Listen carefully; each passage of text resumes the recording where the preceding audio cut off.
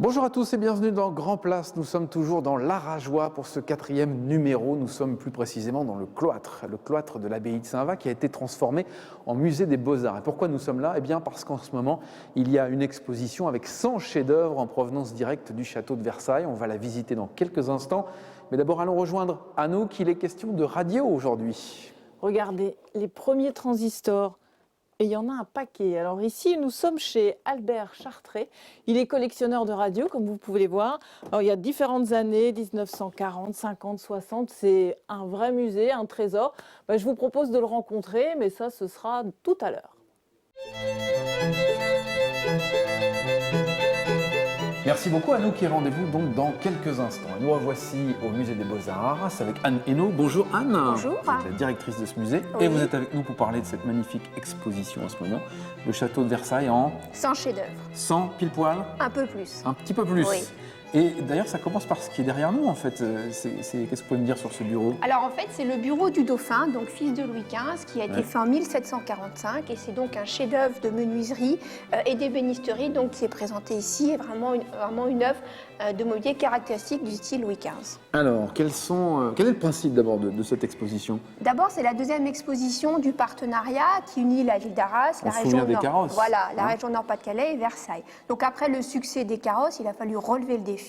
Et donc l'idée était de présenter donc des chefs-d'œuvre de Versailles, des œuvres emblématiques du château, des œuvres jamais prêtées, même dans des expositions internationales, comme ce bureau du dauphin, comme des tapisseries des Gobelins, comme le buste de Louis XIV, comme surtout les groupes sculptés donc de Latone et de Apollon cernis par les nymphes, qui appartiennent vraiment au domaine. Donc voilà, des prêts exceptionnels, mais l'idée c'était pas de faire un parcours chronologique ou de restituer des endroits de Versailles, c'est une promenade à travers une succession d'ambiances. D'abord, on est dans l'ambiance de marbre, d'or, de bronze, d'or et d'argent, pour évoquer le décor d'apparat de Louis XIV. Ici, on est ces deux boiseries et deux marqueteries, c'est l'intimité des petits appartements. Et puis ensuite, on va dans le domaine, on voit les eaux et fontaines avec le groupe de Latone. On poursuit dans les bosquets, on a l'évocation du labyrinthe, on a le très magnifique groupe sculpté d'Apollon servi par les nymphes. On poursuit avec un couloir de chasse. On arrive enfin au domaine de Trianon, domaine marqué par les fleurs et les champs. Et c'est surtout un domaine où ont régné les femmes, de Madame de Pompadour à Marie-Antoinette. Et puis on finit avec une surprise dans la partie de Fêtes et Feux, une série donc de gravures qui évoquent toutes les festivités de jour et de nuit et donc surtout l'importance des chandelles, des différentes faces comme des balles, également des collations, des feux d'artifice. Donc on disait à Versailles que la nuit était plus belle que le jour. Ce qui est important, c'est la scénographie également. Oui, donc le scénographe Frédéric Beauclerc a travaillé vraiment de manière très étroite avec les commissaires de l'exposition, puisque dans une exposition, il y a d'abord le choix des œuvres, le parcours, enfin le propos, mais il faut mettre en œuvre. Et c'est vrai que Frédéric Beauclerc a su faire une scénographie très architecturale qui met vraiment les œuvres en valeur. On a une restitution de l'escalier des ambassadeurs, on a une évocation du bosquet du labyrinthe, et puis donc ce gris anthracite très sobre qui évidemment valorise vraiment de manière très belle, en particulier les ors et les différentes œuvres qui sont présentes ici. Vous l'avez dit, on a de nombreuses œuvres exceptionnelles. Comment vous avez réussi à les amener ici à Arras? C'est-à-dire qu'après l'installation de carrosses, toutes les œuvres peuvent rentrer à peu près dans l'exposition. Donc on a des gabarits et puis évidemment, on trouve toujours des solutions pour faire rentrer les œuvres. Mais on a quand même des œuvres qui sont d'un gabarit beaucoup plus moins important que les carrosses. Un vrai partenariat avec le château de Versailles. Ce qu'on voit là, on ne le voit pas ailleurs en France. Non, c'est vraiment un partenariat inédit. C'est ce qu'on appelle une opération de décentralisation culturelle, un peu comme le Louvre-Lens, un peu comme le Centre Pompidou à Metz. L'idée, c'est de présenter des collections nationales sur le territoire. C'est une opération hors les murs pour Versailles. Si Versailles fait des prêts exceptionnels pour des expositions, il n'y a jamais un partenariat aussi fort, aussi étroit de cette nature en France. Comment on prépare une exposition comme celle-là quand on est la directrice d'un musée comme celui-ci? C'est une préparation de très longue haleine, c'est près d'une année de préparation. C'est un travail avec les collègues de Versailles, de la région et également de la ville d'Arras. C'est évidemment, on fait appel à de très nombreux prestataires extrêmement professionnels pour pouvoir réaliser ce défi. Il y a un objet, il y a une œuvre que vous préférez par rapport à d'autres? Vous allez me dire tous. Tous. J'aime bien l'évocation de Trianon, du domaine de Trianon, ces petits boudoirs féminins extrêmement élégants. Pourquoi? Parce qu'avec très peu d'œuvres, on arrive vraiment à évoquer la qualité, on arrive à évoquer vraiment une ambiance. Et puis donc, c'est vraiment, les œuvres se répondent et c'est aussi ça, dans une exposition, c'est vraiment faire un choix pour que les œuvres dialoguent entre elles. Oui, d'autant qu'il a fallu imaginer des choses. Il y a certains endroits qui ont totalement disparu à Versailles. Beaucoup d'endroits ont disparu. Versailles est un chantier permanent. J'évoquais tout à l'heure l'escalier des ambassadeurs, le bosquet du labyrinthe. Les endroits changent, évoluent, les objets également. Voilà, c'est en perpétuel mouvement. Et donc là, on restitue, on n'est pas dans la restitution historique, on évoque des ambiances. Par exemple, sans doute que ce bureau et son fauteuil n'ont jamais été présentés ensemble d'un point de vue historique, mais là, ils cohabitent ensemble. Alors, il y a tout un tas d'animations qui sont proposées autour de cette exposition. Oui, tout autour, on a imaginé une programmation dite en résonance. L'idée, c'est que sur le territoire, des acteurs s'approprient donc ce partenariat. Toute une série d'animations, d'activités sont proposées dans le cadre d'un programme qui est disponible. Bon, il suffit de se renseigner. Il suffit de se renseigner, de voir sur le site internet. Et l'exposition est donc visible encore pour combien de temps? Jusqu'en mars 2016, donc on a le temps de la voir, mais n'hésitez pas à venir la voir tout de suite. On se dit toujours, Voilà. on a le temps, on Mais ira venez la voir dans voir. quelques semaines, mais il faut y aller maintenant. Exactement. Musée des Beaux-Arts qui se situe en plein cœur de la ville d'Arras. Merci beaucoup. Merci à vous. Anne, vous le savez, depuis le début de la semaine, on évoque évidemment la Grande Guerre. Je vous propose de retrouver ce reportage. On va prendre d'ailleurs un petit peu de hauteur. L'aéroclub de Picardie propose un voyage dans le temps, un voyage émouvant à la découverte des stigmates de la bataille de la Somme en 1916, l'une des batailles les plus sanglantes de la Première Guerre mondiale, opposant les Britanniques et les Français aux Allemands. Sous les ailes apparaît un gigantesque cratère, résultat d'une formidable explosion. Il mesure pas moins de 100 mètres de diamètre pour 30 mètres de profondeur. Le cratère de la Boisselle, ça c'est impressionnant. Les gens sont surpris par la dimension de ce cratère. Et ça leur permet de prendre conscience de ce qu'a été l'explosion. Donc là, en fait, ce cratère, il est tel qu'il était quelques minutes après son explosion. L'avion continue son survol d'une terre toujours marquée par les atrocités de la guerre. Au-dessus de Beaumont-Hamel, un champ immense miné par les bombes dévoile le réseau des tranchées. Un soldat français présent sur le front confiait « Nous n'étions séparés du poste allemand que par quelques sacs de terre. On aurait pu s'embrocher à la baïonnette d'une tranchée à l'autre. » On survole les tranchées, on revoit les trous de bombes et on voit notamment la proximité des tranchées des belligérants. Et là, on se rend compte que c'était vraiment l'enfer. C'est une grande émotion parce que un siècle après les événements, on en voit encore toutes les traces. Vive émotion lorsqu'apparaît l'imposant mémorial de Thiepval, où sur les piliers sont gravés plus de 70 000 noms de soldats britanniques portés disparus. La bataille de la Somme prit fin le 18 novembre 1916. Elle fit en 5 mois plus d'1 million de victimes.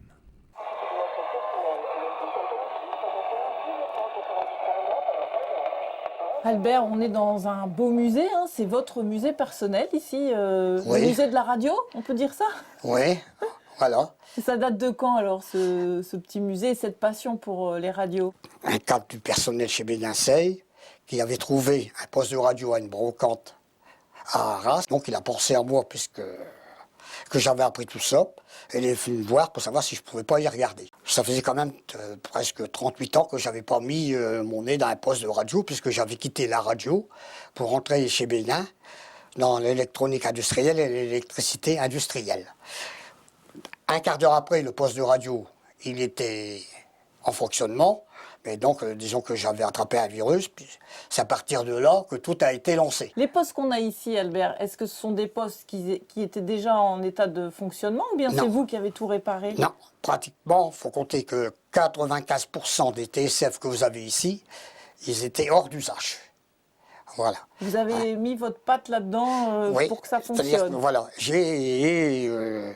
suite à ce premier poste, j'ai été sur Internet pour taper collectionneur de radio. Et c'est là que j'ai vu qu'il existait une association qui, en ce temps-là, ne s'appelait pas encore Radiophile, mais Rétrophonia. Donc Albert, ici dans votre musée, on a des postes de quelle année alors? Donc les années 1930, ce sont des postes verticaux. Ensuite, on arrive dans les années 40, ce sont des postes horizontaux. Et ensuite, des années 50 jusqu'à la fin des années 60, ce seront des postes que vous voyez avec les cadrans qui sont en façade. On va se faire un petit plaisir, on va écouter Voilà. un appareil qui fonctionne. Vous m'emmenez Voilà. là-bas, dans Voilà. votre partie? Voilà. Bon, je vais vous mettre en route l'ancien. Albert, ici on est vraiment aux origines de la radio. Là. Alors là, vous Oui. allez nous mettre en démonstration un poste de quelle année? Alors, c'est les années 1920, là. Oui. Voilà. Et que vous avez fait fonctionner alors ça. Voilà. Donc, Il a demandé beaucoup de temps de réparation, Ouais. car c'est très difficile pour retrouver les pièces. d'accord. Comptez 6 mois. 6 mois celui-là, d'accord. Voilà. Et vous voyez, c'était les premiers haut-parleurs, ils étaient en ferraille. Ce qui D'accord. fait que le son n'est pas tellement extra. Bon, on écoute alors. Voilà. Allons-y.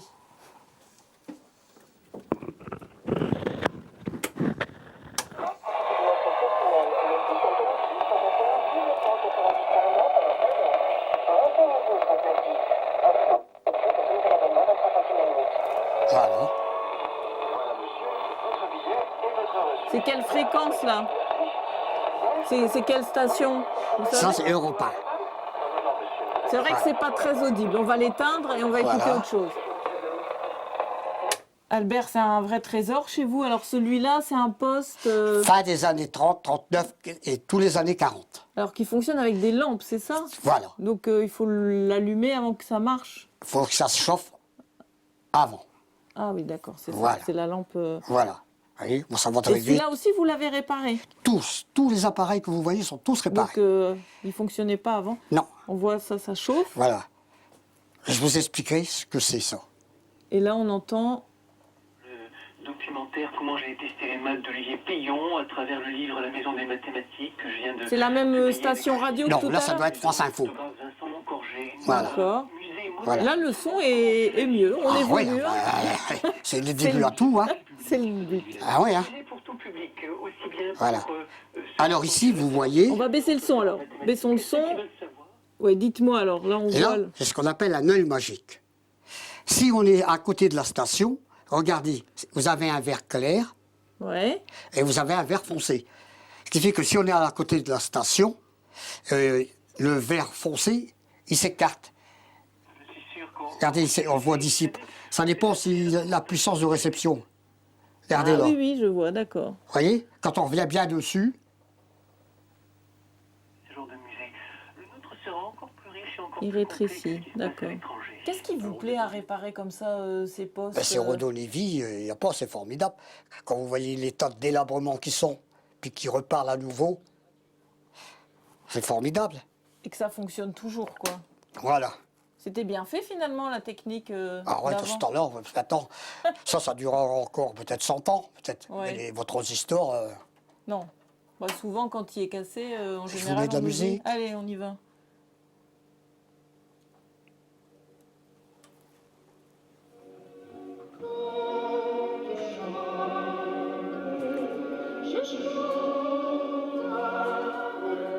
Dites-moi, là, il y a plusieurs postes qui sont désossés. Est-ce que vous allez tous les réparer ou bien vous vous dites, j'observe, c'est plus une analyse ben, d'abord logiquement, l'échec, il est pratiquement de 1%, donc pratiquement, ils vont tous être réparés. Ah oui, vous savez que... Ah ouais.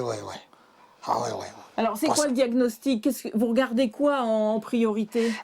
Bon, d'abord, on va regarder si ça vaut le coup de refaire Ouais. son état. Ce qui est important aussi, c'est surtout des cadrans avec le nom de station indiqué, si c'est pas effacé. Oui. Hein, voilà. Et ensuite, voir le câble d'alimentation. C'est encore bon.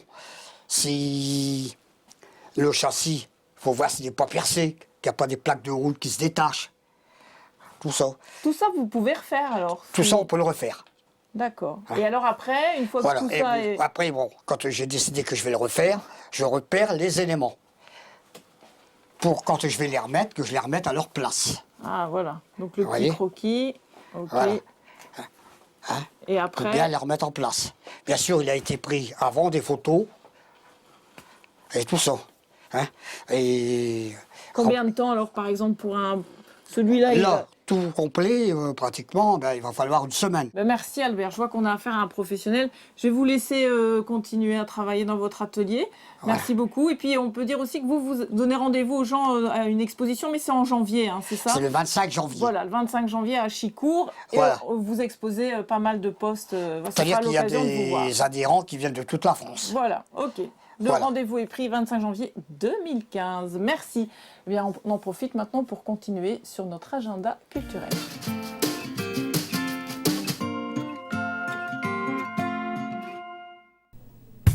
On débute cet agenda avec le Arras Film Festival. Du 7 au 16 novembre, ce festival de tous les cinémas va fêter cette année son 15e anniversaire. Durant 10 jours, une centaine d'invités venus de toute l'Europe vous donnent rendez-vous à Arras pour vous présenter leurs tout nouveaux films, mais aussi des grands classiques de cinéma. On continue avec le concert de Catfish le samedi 15 novembre à Louvroy à l'espace culturel Casatsu. Venez découvrir le duo blues rock qui distille une musique parfois puissante et décharnée ou des ambiances plus douces et intimes.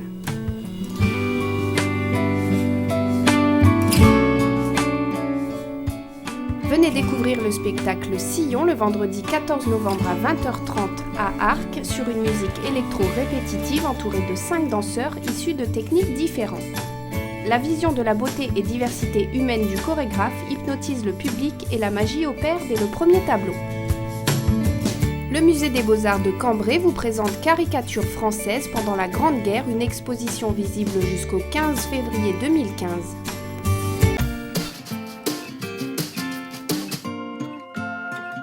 Eh bien voilà, vous savez quoi faire pour sortir en Nord-Pas-de-Calais. Et puis n'oubliez pas de venir voir cette exposition ici sur les 100 chefs-d'œuvre du château de Versailles proposés par le musée des Beaux-Arts. Vous avez jusqu'à fin mars. Vous ne bougez pas, dans quelques instants vous avez rendez-vous avec le Max Sport. Et moi pendant ce temps-là, je vais me détendre au jardin.